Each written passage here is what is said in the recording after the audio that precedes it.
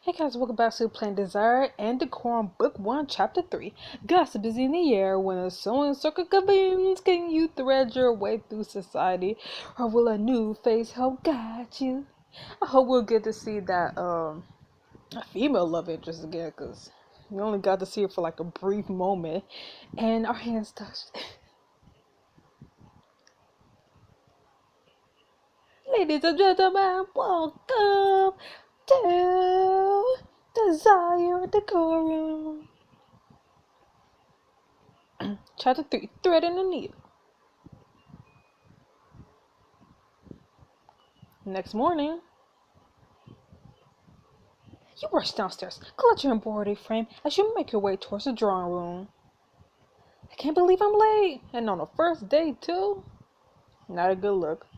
You burst into the parlor to find a group of women embroidering. They fall silent as you enter the room. Countess Henrietta looks up from embroidery hoop and takes in your disheveled appearance, sneering. Lady Dakota, how nice of you to grace us with your presence. At last. Perhaps next time a servant could wake you up at an appropriate hour. I know I'm late, and I offer my sincere apologies, but keep your opinions to yourself. No, we need to be nice. She could kick us out, kill us. I pray you forgive me just this once. Don't let it happen again. Well, isn't this a splendid meeting? Lady Dakota, we were just wondering if you'd be too embarrassed to come to our little gathering. But now that you're here, you must join us. I would rather not. You look around the room, a smile warming at the other ladies gather. It's a pleasure to meet you all. As Miss Sun mentioned, I'm Lady Dakota of Edgewater. If I may present Miss Donna Bowman from one of the neighboring estates. Miss Sun whispers to the woman next to her, loud enough for you to hear. She's the Earl's bastard, remember? Oh! How delightful. You could join us, Lady Dakota. I've heard so much about you. Oh, and over here is Miss Annabelle Parsons of Hazelvale Manor. Oh, Miss Parsons. I'm pleased to formally meet you at last. So you're the beauty I met before. Heck yeah, flirt it up. Miss Parsons smiles demurely, her cheeks turn a bit red. I was wondering when I would have the chance to properly meet you. I suppose you didn't have to wait long. You sit down next to Miss Parsons, begin to delicately weaving your needle through the tapestry. The Countess looks between the two of you. You are familiar with each other? Heck yeah. I briefly went across Lady Dakota coming from tea with Miss Sutton yesterday. So I did hear voices in the hall. I thought the house was haunted. I even said to Mr. Marcaster but he told me it was complete bibble-babble. Oh, that reminds me. Have you heard? You will simply not believe if I told you, but the Viscount Westonleigh will be in London this season. But his wife died only a month ago. Indeed, now he's searching for his fifth wife. Fifth? What happened to the other four? Did they die? How'd it go again? Childbirth, consumption, childbirth, carriage crash? So he tried to kill them. Now that can't be right. Perhaps this was... Miss Sun muses aloud. Miss Parsons speaks in hushed tones next to you.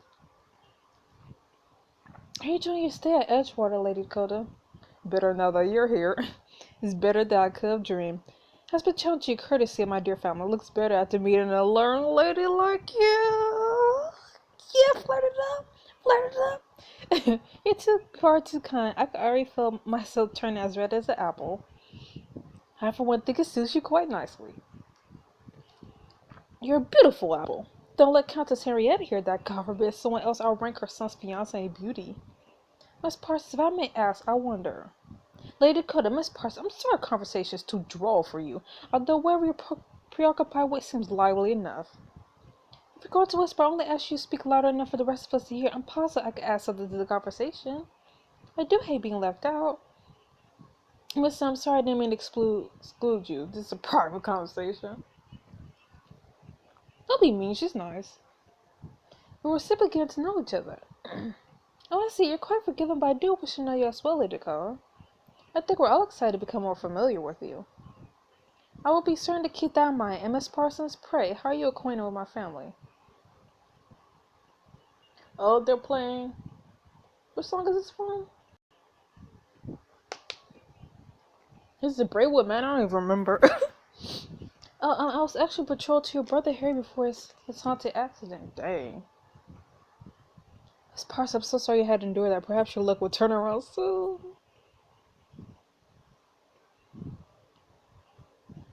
You squeezed Miss Parsons' hand and smiled comfortably. I sense great things in the future for you, Miss Parsons. Thank you, I certainly hope so. I miss him dearly. He was such a good friend to me. We were practically inseparable growing up. Harry was such a bright start. You have made a little couple heavy wed, much like myself and Mr. Marcaster, but a short engagement. I wish I could have meant the way father and you all speak of Harry. But you can't. He's gone, and no one can change what happened. The Countess Hull stabbed at her embroidery forcefully. Now let us change subjects. I've got weary of this conversation. I read a new novel. I can't recall its name, but it takes place in a village called Highbury, and my Lady Dakota, where on earth did you learn this so? Okay, now this is from Braidwood, Amanda. You do a fine work with the needle, but we are embroidering, not stitch your clothes back together. Chick, who do you think you are? I better come up here and smack you to pieces. You don't know who you're talking to right now. You're gonna see your side, see the Countess craning her neck to give a better view of your work. My mother was a seamstress for a living. Ah yes, so clumsy me to forget. It's so kind of the Earl Edgewater taking someone so beneath us. This chick. Now I'm about to throw these hands. Yeah. Lady, you don't know who you're talking to. My lady, you should take her under your wing as you done with me, Miss Parsons. I'm here because of my relationship with Countess Henrietta's late son, not because her tutelage. Oh, Slim. However, you raise an excellent point, my dear Miss Bowman.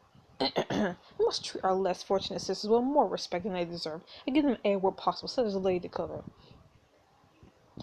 How generous of you. It's a shame your own skills are like, oh, don't act as if I was not seen here. I want to be savage, but just this one time I'll be nice. Right here. The world would be such a darker place if you did not take the time to help all these women. How do you handle such a taxing responsibility? Much ease knowing how my hard work helps so many women like you become proper ladies. Ah yes, women like me. We will not survive without your charity. That's right. Everyone's so grim and serious. I declare we must line this ceremony with some music. Yes. Excellent idea, Miss Sun. Perhaps Lady Dakota can line us for piano forte skills. She must have learned growing up. Not really. Oh no, she must know I can't play. That's very generous, my lady, but the truth is. Miss Parson knows she's squirming your seat and suddenly stands up. I learned a new piece I would love to share with you all. There goes my girl! Oh yes, you're delighted to listen to, Miss Parson. I said to Mr. Malcaster before too, so be marvelous. Okay, my son, the new piece I have will be much better with vocals though. Yes! Let me join! I don't believe my own voice would do it justice. Let me join! Perhaps Lady Dakota, you would do me the honor and assist me in the song? Accompany Miss Parson on this piano forte during this exclusive and get to know her better. Oh, I want to. But unless we're hooking up, no. Appreciate the offer. Yeah, but I would rather observe this afternoon. Very well. Miss Parsons walks over towards the pianoforte. You and the other ladies turn to watch her play. Fingers dance up and down the ivory keys, creating a harmonious tune. I mean, I can't jump to this, but hey, yeah. All right, let's go. I seriously can't jam to this. After a few minutes, Miss Parsons finished the song. You clap enthusiastically along with the other women as Miss Parsons returns to her seat beside you. That was splendid, Miss Parsons. I've never heard such beautiful sounds before. Perhaps next time you'll join me. My dear, that would require Lady Cole to display some actual talent. Really? Pay no attention to her. Her usual Countess Henriette is only jealous. Of course she is. You turn Miss Parsons' breast smile. Meanwhile, Miss Sutton and Miss Bowman have returned to their gossiping. And then I saw Mr. Sinclair here at Edgewater yesterday. Again? I met him just as I arrived, in fact. But don't you think my Miss Marcus is much more handsome? No. I had that very thought when I saw Mr. Sinclair while I was taking my tea yesterday, and here we go again, another day, another Mr. Sinclair visit. Miss Parsons, I wanted to hear the latest about Mr. Sinclair. Is it always like this? Gracious, no. Sometimes Miss Sutton informs us about Mr. Marcus' latest news, not Mr. Sinclair's visits. All these names, though. I'm so glad I'm no longer the only sane one around here. It was so tiresome not having someone to banter with during these gospel sessions. My pleasure, Miss Parsons. Whatever happened to Mr. Chambers' friend, Mr. Bird? These names, though, like my brain is turning to mush. I can't keep up with all these names. Mr. Miss. Mr. Bird used to follow him around everywhere, but I haven't seen him since the Hazelville ball months ago. How disappointing. Mr. Bird was such good company. He must have flown off. Because his last name was Bird. Yes, I wonder, while this has been fascinating, I'm afraid Miss Sutton and I are expecting for tea. Mrs. Beasley, come along. Don't let the door hit you on the way out. The Countess rises from her seat and the other woman follows suit. Miss Parsons dawdles behind, catching you alone. I'm glad we finally had a chance to meet Lady Dakota. The Earl of Edgewater has been so excited ever since he knew you were coming. You're everything I hoped you would be and more. Hey. Thank you, Miss Parsons. I could already tell we'll be very close. That is my deepest wish. Perhaps we'll be able to play a duo on the pianoforte together next time. That will require me to know how to play. There's one East Wing. I used to play when I called on Harry. I'm sure you could take it as yours to practice on. But I want to know where to even begin. I never even tried to play one. That's easy to fix. I could give you a few lessons. I have a feeling you'll be a quick study, and you'll be certain to surprise Countess Henriette next time she tries to shame you. At the pianoforte to your parlor to unlock special music scenes, eh? And agrees she shows a standing as a compass lady. Heck no.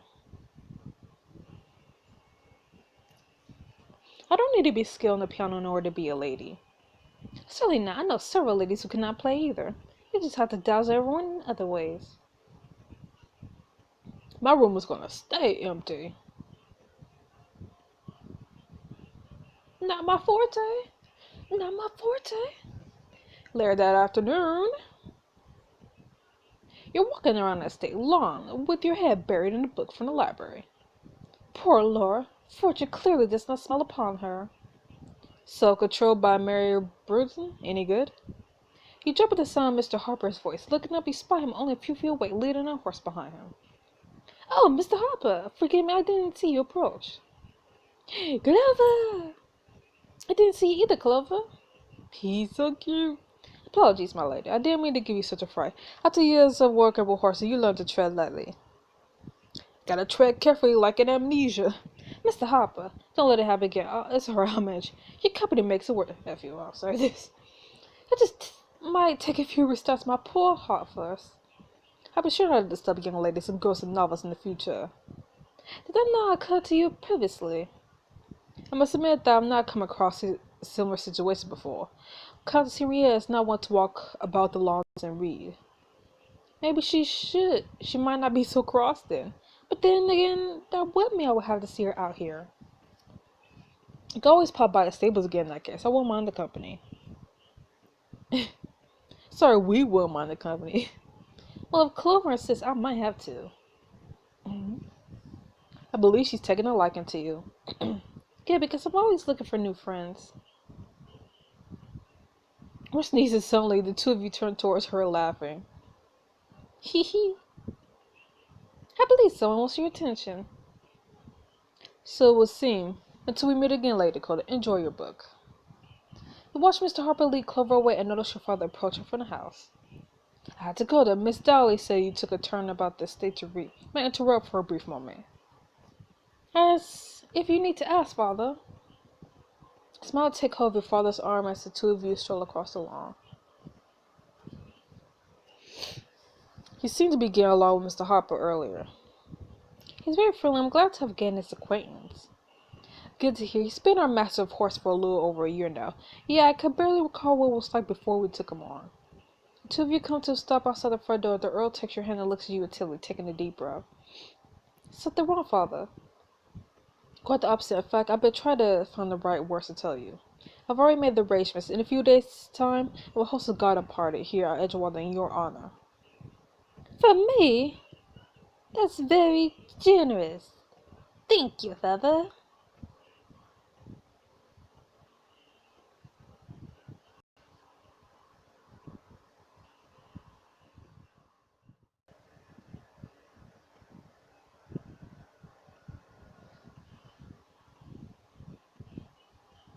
For me, that's very generous. I don't know if I could find the right words to thank you. Your presence is all the thanks I need. You smile and kiss your father's cheek. Then you have my word. I'll be there. Your father squeezed your arm as the two of you continue your walk. Now, tell me about your dad. I hope the Countess wasn't too difficult this morning, Sir Sucker. She was. Where to start? That evening. Sitting at your bedroom vanity, recounting your day to Briar as she fixed your hair for dinner. Riddle me this. Why do nobles feel that they must get together and sit around the stove? I mean, do they even create anything useful? I work on the tapestry and Miss Bowman was working on the pillowcase.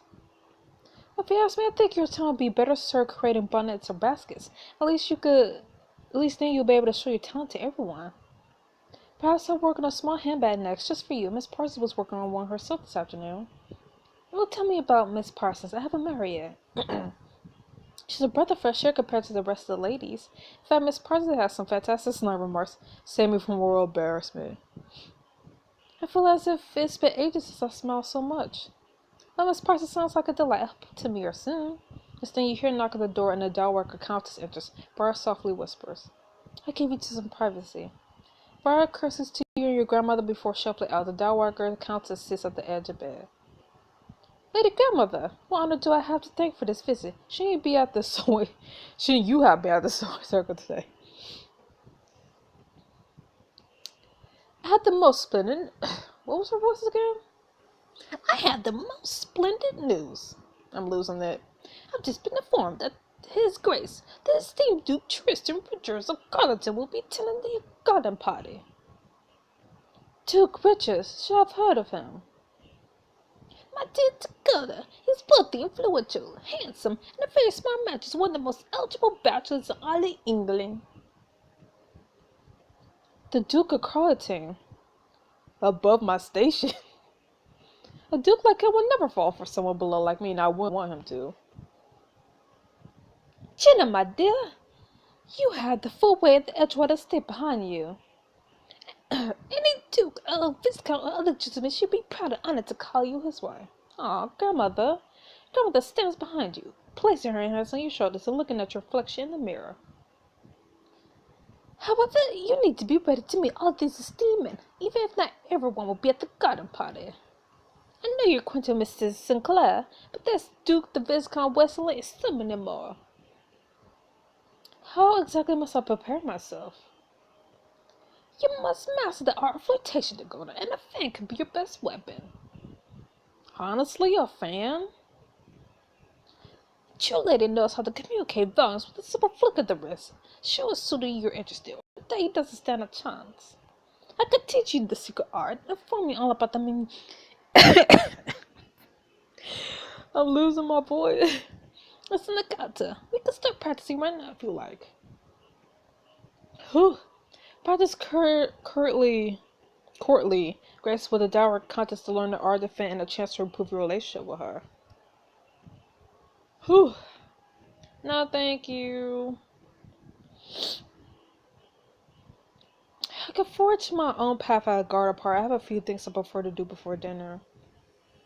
If you insist. I'll leave you to finish getting ready. As your grandmother heads out, she pauses at the door frame and turns back to you. But remember, it's imperative that you make a good impression at the garden party. Your future, your reputation, and the reputation of the entire Edgewater state rely on it. Well, thanks. Hey, grandmother. I'll not let you down. I'll try not to. Exactly what I like to hear. And when the smell stares out, she leaves the room. You look at your reflection in the mirror. It's a simple gathering in a few days. For me, it should be fun. I can handle that, right? I hope so. Next time I design to go on the Edgewater State host a garden party in Ghana, where you're blooming from the society, or where you wilt in the presence. We are not wilting, because we are a flower. We're gonna bloom like there's no starting. Anyways, this chapter was alright. I mean, Henrietta's always annoying, but it was nice getting to sit down and finally meet the lady, or shall I say, Miss Parsons. So I'll see you guys next week with the next chapter of Design Decorum. So see you then. Bye bye.